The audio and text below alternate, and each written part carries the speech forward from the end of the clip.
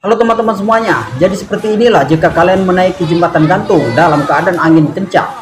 Motor kalian akan jatuh dan kalian akan terhempas-hempas seperti di video ini. Dan tidak lama kemudian kalian akan terjatuh seperti ini. Nah, jadi kejadian ini berada di daerah saya.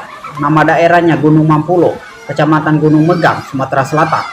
Jadi buat teman-teman yang sering melewati jembatan seperti ini, jembatan gantung seperti ini, kalian harus berhati-hati. Jika terjadi angin kencang, maka kalian harus waspada dan mengurungkan niat kalian terlebih dahulu.